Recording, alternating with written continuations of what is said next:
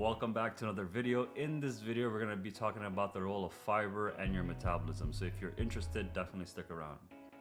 All right, everyone, welcome back to another one. So fiber, what is fiber really, right? Fiber is anything that has, that doesn't really get processed within your body, but is also not a bad thing that your body can handle. So what we're going to do is go over to our command center and then take a look at what fiber actually looks like. I'm sure you've seen Metamucil. It's probably one of the most popular fiber supplements that you can actually take, and it seems like it uses some sort of fungal, psyllium. So it uses some sort of fungal type of mushroom to actually get the fiber. But essentially, I want you to understand that fiber is any type of organic material that you can put inside your body that your body doesn't actually use, but what it does is think of it as almost like a brush, a soap, a scrubbing impact inside. I don't know how I can describe it in a better way. The way I describe myself is like if you were to eat a lot of leafy vegetables or a lot of vegetables and then you actually poop it out, but you realize your poop is super duper clean, because what's actually happening is when you eat that fiber, again, your body doesn't fully break it down into its like fundamental molecular level. What it does is it just keeps the form, like semi form that it has, and then it just scrubs the sides. So think of it as like a nice cleaning motion for your GI system. So if you have a lot of gunk that you've been eating, a lot of junk food that you've been eating, you can eat fiber, and the fiber will help you poop it out and really clean out your digestive system. And so now, how does this relate to your metabolism, right? So let's go back to what metabolism actually is.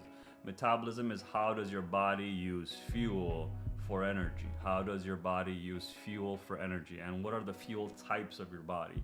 We have the proteins, we have the fats, and we have the carbohydrates.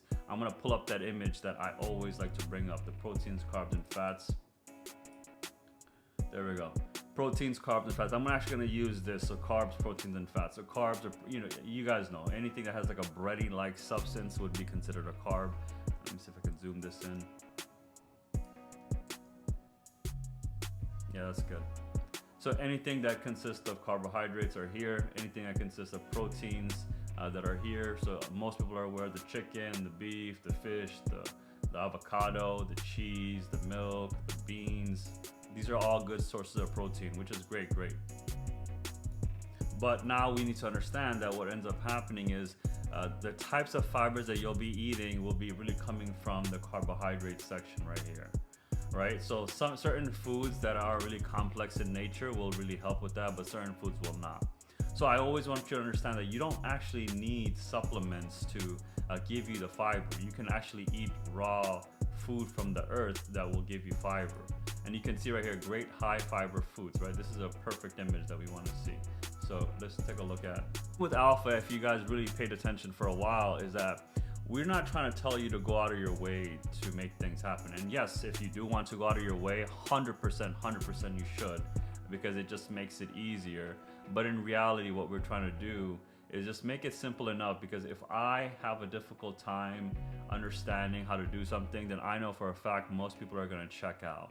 Right? Oh, nice. I got asparagus yesterday. So that's pretty much any vegetable is a good source of fiber. And we want that because since we eat so much ultra processed foods every single day, we want to sort of cleanse out our system, really. Not only clean, but really cleanse it out. You know, when people say, oh, I want to do a detox or a cleansing, it's a very popular thing amongst females.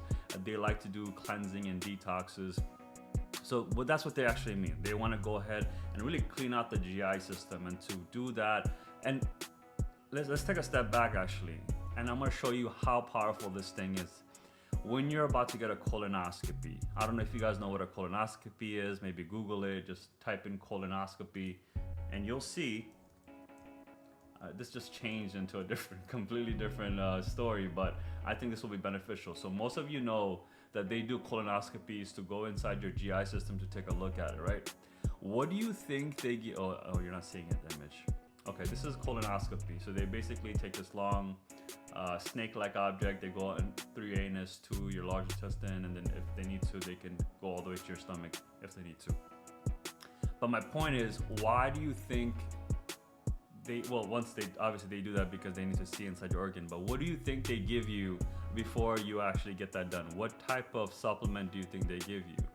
They give you like some sort of glycol. They give you some sort of a substance that's essentially is like a fiber-like substance, only because it doesn't really stick to the surface and just cleans it out. So you theoretically could use fiber to cleanse out your GI system if for a colonoscopy, but they give you the artificial type, the synthetic, the pharmaceutical grade one, which is fine.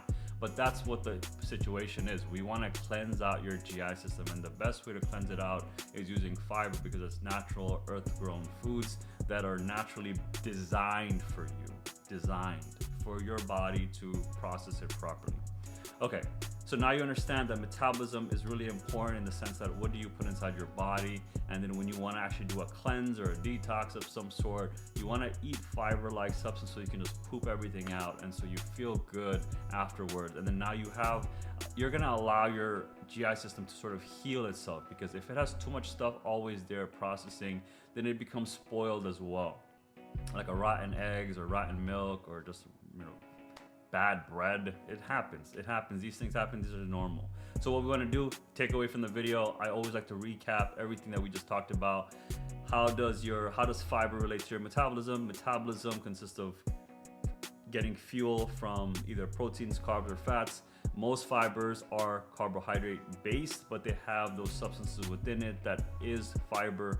And fiber, what does fiber do within your body? It goes into your GI system and the long worm that's within you, and it cleanses it. Think of it as like scrubbing the sides of the walls so it can actually get clean, because you're using earth-grown foods to help you clean it. Think of it as a sponge. It's cleaning it.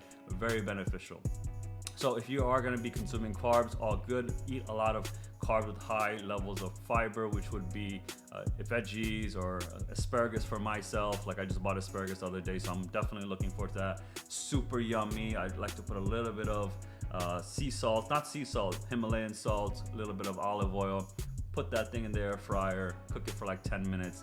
My goodness, when it comes out, it's crunchy, it has that vegetable flavor. I love it. And hopefully if you guys are interested to know about that recipe, comment below. I'll be able to give you that recipe. Also at the same time, go ahead and hit that like button if you found any value in this video. If you've been watching for the last like 6-7 minutes, definitely probably found something, maybe my voice or just the things I showed you. I definitely want to know. If you did not like it, hit that dislike button. Let me know down below. With that being said, guys, I appreciate each and every one of you. I'll see you in the next one. Take care. Bye.